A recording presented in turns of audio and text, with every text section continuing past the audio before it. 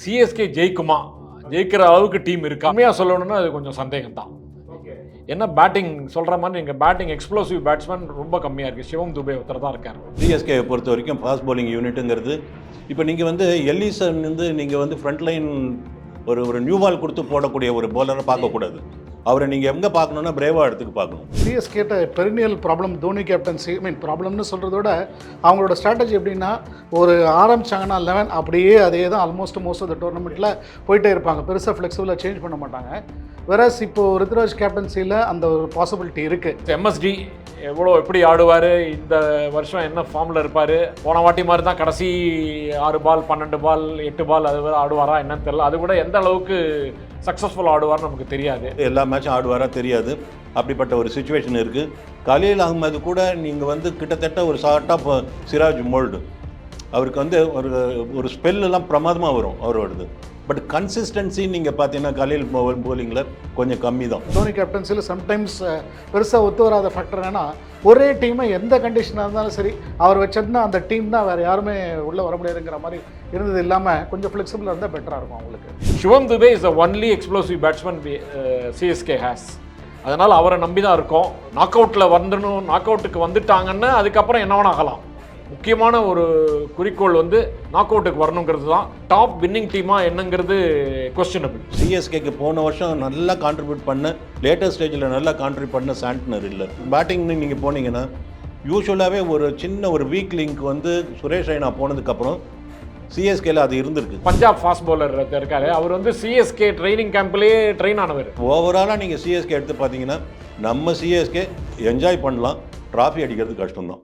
Summer holidays வந்தாச்சு, நம்ம GT ஹாலிடேஸும் வந்தாச்சு. GT Holidays South India's number 1 travel brand.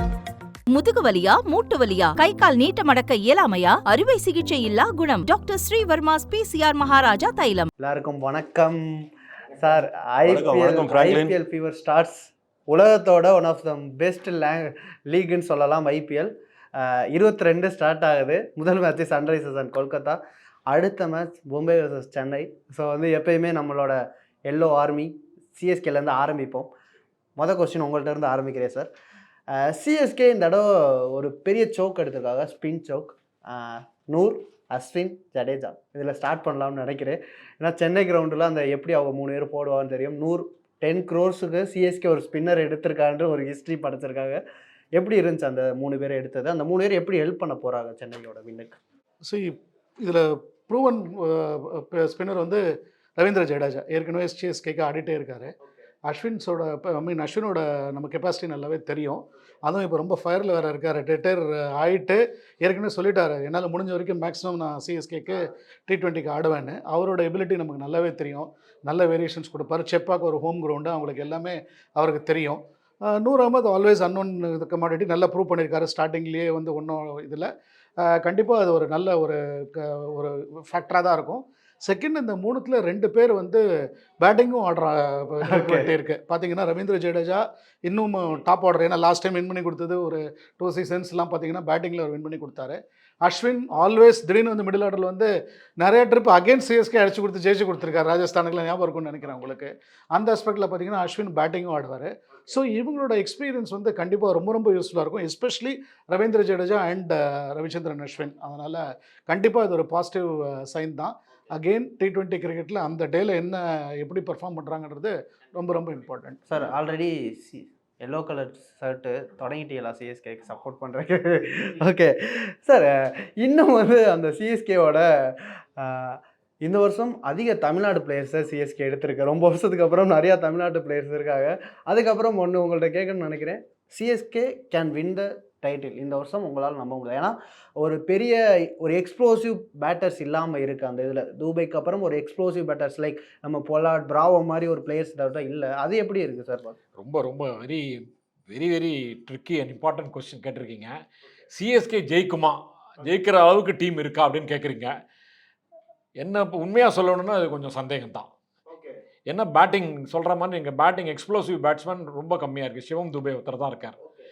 இப்போ வந்து தீபக் ஹூடா எடுத்திருக்காங்க லோக்கல் பேட்ஸ்மனாக. அதேமாரி ராகுல் திரிபாதி, இவங்க 2 பேரில் யாராவது ஒருத்தர் லெவலில் ஆடுவாங்க. ஸோ அவங்க வந்து பெரிய லெவலில் கிளிக் ஆகாமல் பார்க்கணும். ரச்சின் ரவீந்திரா ரெட் ஹாட் ஃபார்மில் இருக்கார். அவர் வந்து ஓப்பனிங் ஆடுவாரா இல்லை எப்படி இப்போ மிடில் ஆர்டரில் இறங்குவாரா என்னன்னு தெரியல. ஏன்னா ருத்துராஜ் கைக்கோடும் கான்வே ஓப்பனிங் நிட்டானா ரச்சின் ரவீந்திரா மிடில் ஆர்டர்லாம் இறங்குவார். அதனால் அவங்கள யாராவது ஒருத்தர் ரச்சின் ரவீந்திரா பெரிய லெவலில் வரணும். போன வாட்டியே நம்ம மிச்சல் அதை மாரி நம்பி எடுத்து சரியாக கிளிக் ஆகல. அதனால் பெரிய செட்பேக் நம்ம சிஎஸ்கேக்கு. அஃப்கோர்ஸ் எம்எஸ்டி எப்படி ஆடுவார், இந்த வருஷம் என்ன ஃபார்மில் இருப்பார், போன வாட்டி மாதிரி தான் கடைசி 6 பால் 12 பால் 8 பால் அது வரை ஆடுவாரா என்னன்னு தெரியல. அது கூட எந்த அளவுக்கு சக்ஸஸ்ஃபுல் ஆடுவார்னு நமக்கு தெரியாது. பட் முக்கியமான பாயிண்ட் ரவீந்தர் ஜடேஜா பேட்டிங்கில் நல்லா ஆடுறாரு 2-3 சீசனாக. அஸ்வின் அப்படியே காண்டில் இருக்கார். அவருக்கு வந்து ஹோம் கம்மிங் பெரிய ஒரு பெரிய சாட்டிஸ்ஃபேக்ஷனாக இருக்குது. அவருக்கு பர்ஃபார்ம் பண்ணணுங்கிற வெறியில் இருக்கார். அதனால் அவர் பேட்டிங்லேயும் ஆடுவார்னு நம்ம எதிர்பார்க்கலாம். Shivam Dube is the only explosive batsman CSK has. அதனால் அவரை நம்பி தான் இருக்கோம்.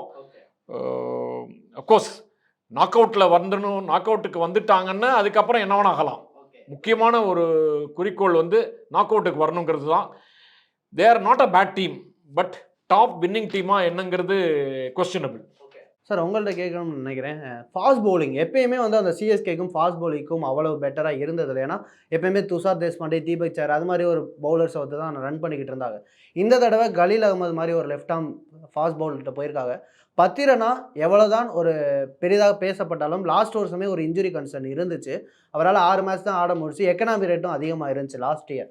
ஸோ இந்த வருஷமும் அவருக்கு ஒரு பெரிய பெஸ்ட் இயராக இல்லை. ஏன்னா ஸ்ரீலங்காலையும் அவர் ட்ராப் செய்யப்பட்டார். நிறையா லீக்கில் போய் பெரிய அடி வாங்கிட்டு தான் வந்தார் சார். அவரோட பெஸ்ட்டு ஃபார்மில் இல்லை. ஸோ திருப்பி சிஎஸ்கேக்கு வராரு. எல்லிஸ் மாதிரியான ஒரு ஃபாஸ்ட் பவுலர் வந்து வந்திருக்காங்க. ஆஸ்திரேலியாவுக்கு நல்லா பண்ணியிருக்காரு சாம்பியன்ஸ் ட்ராஃபியில். ஸோ ஃபாஸ்ட் பவுலிங் யூனிட் எப்படி சார் இருக்குது? ரொம்ப டிப்ளீட்டடாக இருக்குது. சிஎஸ்கே பொறுத்த வரைக்கும் ஃபாஸ்ட் பவுலிங் யூனிட்டுங்கிறது இப்போ நீங்கள் வந்து எல்லிசன் வந்து நீங்கள் வந்து ஃப்ரண்ட் லைன் ஒரு நியூ பால் கொடுத்து போடக்கூடிய ஒரு பவுலரை பார்க்கக்கூடாது. அவரை நீங்கள் எங்கே பார்க்கணுன்னா பிரேவா இடத்துக்கு பார்க்கணும். அந்த மாதிரி ஒரு இடத்துக்கு தான் அவர் ஃபிட்டின் ஆவார். நீங்கள் பத்திரனா தான் டெஃபினட் ஆட்டோமேட்டிக் சாய்ஸ் 11ல் அவர் தான். பட் நீங்கள் கரெக்டாக சொன்னீங்க, அவருக்கு ஃபிட்னஸ் ப்ராப்ளம் இருக்குது, இன்ஜுரி ப்ராப்ளம் உண்டு, அதெல்லாம் உண்டு. எல்லா மேட்சும் ஆடுவாரா தெரியாது. அப்படிப்பட்ட ஒரு சுச்சுவேஷன் இருக்குது. கலீல் அகமது கூட நீங்கள் வந்து கிட்டத்தட்ட ஒரு சார்ட் ஆஃப் சிராஜ் மோல்டு. அவருக்கு வந்து ஒரு ஸ்பெல்லாம் பிரமாதமாக வரும் அவரோடது. பட் கன்சிஸ்டன்சி நீங்கள் பார்த்தீங்கன்னா கலீல் பவுலிங்கில் கொஞ்சம் கம்மி தான். சரி, நீங்கள் வந்து தொடர்ந்து எல்லா மேட்சும் அவர்கிட்ட நம்பி கொடுக்கலாம். 4 ஓவர் 30 ரன்னு 32 ரன்னு, அதுக்கு மேலே கொடுக்க மாட்டார். விக்கெட் எடுக்கிறாரோ இல்லையோ அப்படின்னா பரவாயில்ல, அப்படின்னு இருக்கிற ஆள் இல்லை அவர். திடீர்னு பார்த்தா 4 ஓவர் 45 ரன் இருப்பார், 52 ரன் இருப்பார். திடீர்னு பார்த்தீங்கன்னா 3 for 30 இருப்பார். அப்படிப்பட்ட ஒரு பவுலர் ரிலையபிள் கிடையாது உங்களுக்கு. முக்கியமாக இந்த மாதிரி ஸ்டேஜில் வந்து சிஎஸ்கேக்கு போன வருஷம் நல்லா கான்ட்ரிபியூட் பண்ண, லேட்டஸ்ட் ஸ்டேஜில் நல்லா கான்ட்ரிபியூட் பண்ண சாண்ட்னர் இல்லை. அது ஒரு பெரிய ட்ராபேக்கு. பட் சாண்ட்னர் இல்லாததை அஸ்வின் வந்து அந்த இடத்துக்கு வந்து காம்பன்சேட் பண்ணுவாருங்கிறது நம்மளுக்கு ஒரு ஏன்னா நம்மளுக்கு தெரியும் அஸ்வினை பற்றி. அஸ்வின் ஜடேஜா அந்த காம்போ வந்து எக்ஸலண்ட். அது மிகப்பெரிய ப்ளஸ் பாயிண்ட்டு சிஎஸ்கேக்கு. நீங்கள் மேலே போனீங்கன்னா, பேட்டிங்னு நீங்கள் போனீங்கன்னா, யூஸ்வலாகவே ஒரு சின்ன ஒரு வீக் லிங்க் வந்து சுரேஷ் ரெய்னா போனதுக்கப்புறம் சிஎஸ்கேல அது இருந்திருக்கு. இவர் வந்து என்ன அம்பட்டி ராயுடு வந்து அந்த ஸ்பாட்டில் இருந்தார். அவரும் எல்லா மேட்சும் அடிக்க மாட்டார். ஒரு 20-30 அடிச்சுட்டு அவுட் ஆகிற கேஸு. அதுக்கப்புறம் ராபின் உத்தப்பா அந்த இடத்துக்கு வந்தார். இந்தியன் மிடில் ஆர்டர் பேட் அப்படின்னு நீங்கள் பார்த்தீங்கன்னா, இப்போ ராகுல் திரிபாதி வந்திருக்காரு. Excellent batsman. எனக்கு ரொம்ப பிடிக்கும் திரிபாதியோட கேம். பட் ஆனால் எங்கேயோ வந்திருக்க வேண்டிய ஒரு ஆள். அவர்கிட்ட அந்த கன்சிஸ்டன்சி கிடையாது. பர்ஃபார்மன்ஸ் வந்து லாங் இன்னிங்ஸ் ஆடணும். ஈவன் 20 ஓவர்ஸில் கூட லாங்காக ஆடணுங்கிறது கிடையாது. வந்தோன்னு ஃப்ரம் த பேர்ட் கோ அடிப்பார், கொடை பிடிப்பார், போயிடுவார். அந்த மாதிரி ஒரு கேஸாக தான் இது வரைக்கும் இருந்திருக்காரு. கிட்டத்தட்ட அவர் பட்டிடார் மாதிரி ஒரு பிளேயர் தான் அவர். பட் அந்த அளவுக்கு பர்ஃபார்ம் பண்ணதில்லை. திருப்பி நீங்கள் ருத்ராஜ் கைக்வாடியும் கான்வே தான் நீங்கள் சுற்றி வரணும். அந்த மாதிரி பார்த்தீங்கன்னா சிவம் துபே டெஃபினட்டாக 11ல் இருப்பார். அவர் பர்ஃபார்ம் பண்ணுறாரோ இல்லையோ இருப்பார். நீங்கள் நம்ம விஜய் சங்கர் மாதிரி ஆட்களுக்கு சான்ஸ் கிடைக்காது. ஒருவேளை திரிபாதி ஃபெயில் ஆனால் சான்ஸ் இருக்குது. அப்போ கூட தீபக் ஹூடா ரெடியாக இருக்கார் அந்த இடத்துக்கு வரதுக்கு. தீபக் ஹூடாவுக்கு ஒரு சின்ன மைனஸ் பாயிண்ட் இருக்குது. ஏன்னா அஸ்வின் இருக்கிறதுனால தீபக் ஹூடாவோட ஒரு ஆல்ரவுண்டர் கெப்பாசிட்டியில் அவர் வந்து ஃபில்லின் ஆடுறது கஷ்டம். அப்படி இருக்கும்போது நீங்கள் ஓவராலாக நீங்கள் சிஎஸ்கே எடுத்து பார்த்தீங்கன்னா, நம்ம சிஎஸ்கே என்ஜாய் பண்ணலாம், ட்ராஃபி அடிக்கிறது கஷ்டம்தான். பழைய பிளேயர்ஸ் நிறைய பேரை விட்டுருக்காங்க. தீபக் சஹர் இத்தனை வருஷம் சிஎஸ்கேக்கு ஒரு முக்கிய பவுலராக இருந்துட்டு இருந்தார். அவரை வெளியே விட்டுருக்காங்க, ட்ரை பண்ணாங்க. பட் நிறையா பவுலர்ஸுக்கு போய் அவங்களால எடுக்க முடியல. புவனேஷ்குமார் மாதிரி ஒரு பிளேயர்ஸ்க்கு போனாங்க. ஸோ நிறையா ஃபாஸ்ட் பவுலர்ஸ்க்கு போனாங்க, எடுக்க முடியலை. சாம் கரனை எடுத்திருக்காங்க. ஸோ ஒரு டீமாக வந்து ஏன்னா நிறைய ஃபாரினர்ஸ் எந்த 4 ஃபாரினர்ஸ் ஆட வைக்க போகிறான்னு தெரியல. ஏன்னா உங்களுக்கு Conway and Noor and Pathirana 3 பேர் கன்ஃபார்ம் இருக்கும்போது நீங்கள் ரவீந்திராவை ஆட வைப்பீங்களா, அப்படின்னு எல்லி சார் ஒரு ஃபாஸ்ட் பவுலர் ஆட வைப்பீங்களான்ற ஒரு இருக்குல்ல, இது எப்படி ஒரு சிக்கலை உண்டாக்க போகுது சிஎஸ்கே டீமுக்கு? இல்லை, சம்டைம்ஸ் நல்ல சிக்கல் தான். ஏன்னு கேட்டிங்கன்னா, சாம் கரன் வந்து இந்தியன் கண்டிஷன்ஸில் எக்ஸலண்ட்டாக பெர்ஃபார்ம் பண்ணியிருக்காரு. நல்ல ஒரு ஆல்ரவுண்டர், ஒரு மீடியம் பேஸ் போட ஒரு லெஃப்ட் ஹேண்டர், நல்ல சிக்ஸ்லாம் அடிப்பார், நல்ல ஃபாஸ்ட்டாகவும் பேட்டிங்கும் ஆடக்கூடிய ஒரு ஆள் தான். ஸோ அவரை வச்சு யூஸ் பண்ணிக்கலாம்.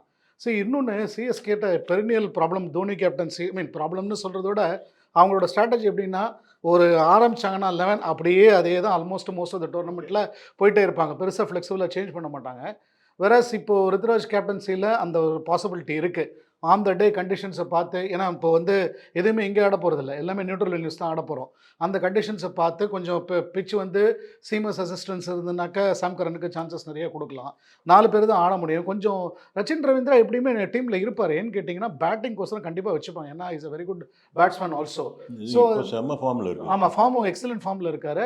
அதுவும் சப்கான்டினென்ட்டில் பார்த்தீங்கன்னா ரச்சின் ரவீந்திரா பேசிக்கலி அவரோட ரூட்ஸ் இந்தியாங்கிறனால அவருக்கு வந்து ஒரு இந்தியானா ரொம்ப ஒரு பிடிச்சிருக்கா என்னன்னு தெரியல, எக்ஸலண்ட்டாக பர்ஃபார்ம் பண்ணுறாரு. அதனால் அவரையும் கண்டிப்பாக வச்சுப்பாங்க.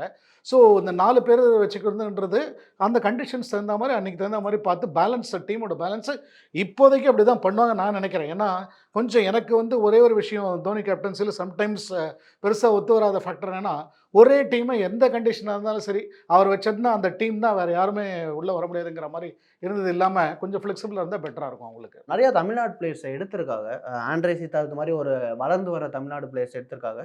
குர்பதீப் சிங்னு ஒரு டிஎன்பியில் லெஃப்ட் ஆர்ம் ஃபாஸ்ட் பவுலர் பஞ்சாப்லேருந்து ஒருத்தர் எடுத்திருக்காங்க. அது போல் விஜய் சங்கர் எடுத்திருக்காங்க.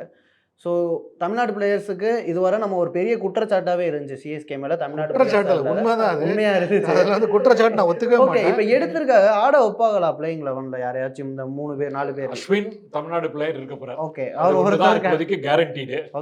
செகண்ட் சான்ஸ் வந்து விஜய் சங்கர், இவர் சொன்ன மாதிரி தீபக் கூடா அல்லது ராகுல் திரிபாதி ஃபிட்னஸ் ப்ராப்ளமோ இல்லைன்னா பயங்கர அவுட் ஆஃப் ஃபார்மோ இருந்தா அவருக்கு தான் அடுத்த. ஏன்னா ஒரு ப்ரூவ்டு கிரிக்கெட்டாக இருந்திருக்காரு. குஜராத்துக்காக நம்பர் 4 நம்பர் 5ல நல்லா பண்ணியிருக்காரு. கப்படிச்ச வருஷம் நம்பர் 4 நம்பர் 3 மாற்றி மாற்றி ஹர்திக் பாண்டியா வரும் நல்லா பண்ணியிருந்தாங்க. ஒரு அதனால தான் எடுத்திருக்காங்க. அதனால தான் இந்த இப்போ ஆக்ஷனில் எடுத்திருக்காங்க. அவர் வந்து ஒரு இம்பார்ட்டன்ட் ரிசர்வில் இருப்பார். இவர் எடுத்த உடனே 11ல் இருப்பாரான்னு எனக்கு இன்னும் டவுட்டாக தான் இருக்கு அவர் விஜய் சங்கர். இந்த சொன்ன மாதிரி தீபக் கூட அல்லது இந்த ராகுல் இவர் சொன்ன மாதிரி ராகுல் திரிபாதி ஒரு எங்கேயோ போயிருக்க வேண்டிய கிரிக்கெட்டர், ஒரு சூரியகுமார் யாதவ் மாதிரியான ஒரு பிளேயராக யாரும் பேசிட்டு நல்ல எக்ஸாம்பிள் கொடுத்தீங்க. அது என்னவோ தெரியல, அவர் ஃபேட் அவுட் ஆகிட்டாரு. Of course he can still, of course he is also getting old. So இவர் அடுத்த சான்ஸ் விஜய் சங்கருக்கு. பட்டு ஆந்திரே சித்தார்த் வந்திருக்காரு, அவர் யங் பேட்ஸ்மேன். அவருக்கு வந்து ஒரு நல்ல ஒரு opportunity to learn. Experience in duck out இருந்தால் கூட அவருக்கு நல்ல இம்பார்ட்டன்ட் எக்ஸ்பீரியன்ஸாக இருக்கும். நீங்கள் சொன்ன மாதிரி இந்த பஞ்சாப் ஃபாஸ்ட் பவுலர் இருக்காரு, அவர் வந்து சிஎஸ்கே ட்ரைனிங் கேம்ப்லேயே ட்ரெயின் ஆனவர். He came to the camp, அங்கேயே ட்ரெயின் ஆகி அதுக்கப்புறம் நல்லா இருக்குன்னு இங்கே தமிழ்நாட்டில் லீகில் ஆடி தமிழ்நாடு ஸ்டேட்டுக்கே ரெப்ரசென்ட் பண்ணார். டிஎன்பிலே ரொம்ப நல்லா பர்ஃபார்ம் பண்ணார் 2 சீசன். ஐ திங்க் 2 crores கிட்ட போனார், 1.something crores கிட்ட போனார். பெஸ்ட் இது அவர். அதனால் அவர் வரத்துக்கு சான்ஸ் இருக்குது. பட்டு கன்சிஸ்டண்ட்டாக ரெகுலராக ஆடுறது அஸ்வின் மட்டும் தான் இருக்க முடியும். 10 out of 10க்கு எத்தனை மார்க் கொடுப்பீங்க சிஎஸ்கேவோட டீம்? ஆன் பேப்பரில் இருக்கு. ஆன் பேப்பர் 6 கொடுக்கலாம். Okay, on paper 5. Okay 6. Summer holidays வந்தாச்சு, நம்ம ஜிடி ஹாலிடேஸும் வந்தாச்சு. GT Holidays, South India's #1 travel brand. முதுகு வலியா, மூட்டு வலியா, கை கால் நீட்ட மடக்க இயலாமையா, அறுவை சிகிச்சை இல்லா குணம். டாக்டர் ஸ்ரீவர்மாஸ் பிசிஆர் மகாராஜா தைலம்.